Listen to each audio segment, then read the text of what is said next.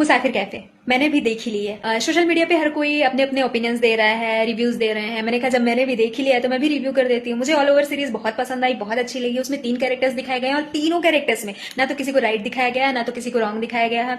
Like सबके अपने अपने ड्रीम्स हैं। मुझे कुछ चीजें हैं जो बहुत अच्छी लगी, लेकिन कुछ चीजें हैं जो बिल्कुल अच्छी नहीं लगी हैं। तो सुधा का कैरेक्टर बहुत अच्छा है। लाइक उसका पहले से ही क्लियर है कि हाँ, मेरे को लाइफ में अपने करियर पे फोकस करना है, मेरे ये ड्रीम्स है, मुझे अपने ड्रीम को लेके आगे चलना है। ऐसा नहीं कि पहले कुछ और था फिर कुछ और। लेकिन क्या ड्रीम्स ही सब कुछ होता है लाइफ में? अगर आप अपने ड्रीम्स को लेके क्लियर हो और अपने ड्रीम्स पे चल रहे हो, जब आप सब कुछ अचीव कर लिए हो, सारे ड्रीम्स आपके पूरे हो चुके हैं, तो फिर एक टाइम के बाद आपको इतना लोनली क्यों फील होता है? मतलब कि आप आके कहते हो कि कुछ ऐसा लग रहा है कि कुछ छूटा हुआ है लाइफ में, कुछ अच्छा नहीं लग रहा है, तो इसलिए आप वापस आते हो। क्यों भाई? अब तो सब कुछ आपने अचीव कर लिया। तो ये चीज भी अच्छे तरीके से दिखाया गया है कि लाइफ में सिर्फ ड्रीम ही बस इंपॉर्टेंट नहीं होते हैं, इमोशन को भी साथ लेना पड़ता है। अगर आप नहीं ले रहे हो तो ऑल ओवर लाइफ में कहीं ना कहीं वो इमोशन रह जाते हैं जो आपको इफेक्ट करते हैं कि सब कुछ होते हुए भी आप लाइफ में खुश नहीं रह पाते हो। तो ये चीज बहुत अच्छा लगा कि जितने अच्छे तरीके से दिखाया गया है इसमें। चंदर का कैरेक्टर भी बहुत ही अच्छा है। उसके भी ड्रीम्स है, बट वो रिलेशनशिप और इमोशन को प्रायोरिटी देता है। मेरे हिसाब से मुझे ऐसा लगता है कि अगर 2 लोग साथ में हैं, तो अगर दोनों अपने अपने ड्रीम्स के पीछे अलग अलग डायरेक्शन में भागेंगे तो फिर प्यार कहाँ रह जाएगा, इमोशन कहाँ रह जाएंगे और रिश्ते कहाँ रह जाएंगे? तो इस दुनिया से रिश्ते ही खत्म हो जाएंगे।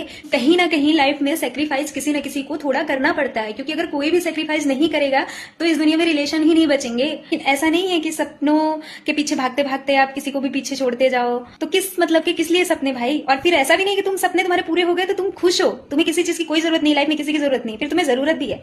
तो और एक चीज है जो मुझे बिल्कुल अच्छी नहीं लगी, ये स्टेटमेंट हर कोई जो इस सीरीज में देख रहा है, जितने भी मेन 3 कैरेक्टर्स हैं, 3 4 5 जो भी हैं, तो वो सब ये कह रहे हैं कि साथ रहने के लिए शादी की क्या जरूरत है? भाई क्यों जरूरत नहीं है? ये तो बताओ, क्या दिक्कत है शादी से? अब चंदर साथ हैं, उन्हें शादी की जरूरत नहीं है। चंदर का तो है, उसे करनी थी, बट सुधा को नहीं करनी थी। फिर प्रीति और चंदर साथ में हैं, वो भी यही स्टेटमेंट दे रहे हैं कि साथ रहने के लिए शादी की क्या जरूरत है। और उनके जो अंकल आंटी हैं वो भी यही कह रहे हैं कि हमें साथ रहने के लिए शादी की जरूरत नहीं। मतलब एक बार नहीं, 2 बार नहीं, बार बार ये स्टेटमेंट दी गई है।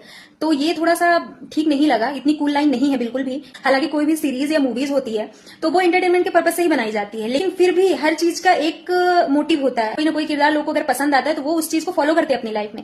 तो अगर आपकी वैसे भी जनरेशन में लोग इस चीज से थोड़ा डिस्ट्रैक्ट हो रहे हैं, दूर भाग रहे हैं, एक्सेप्ट नहीं कर रहे हैं शादी जैसी चीजों को, तो उस जनरेशन में ऐसी स्टेटमेंट देना मुझे तो कूल नहीं लगा। किसी किसी के अपने थॉट्स ओपिनियंस हो सकते हैं, बट ऑल ओवर सीरीज में ये लाइन बार बार बोली गई है और दिखाई गई है, तो ये चीज मेरे को थोड़ी सी अच्छी नहीं लगी। इस सीरीज का कोई ना कोई पार्ट हर किसी की लाइफ में कहीं ना कहीं तो रिलेट करता ही होगा, इसलिए लोगों को इतनी पसंद आई और लोग इससे इतना कनेक्ट हो पाए।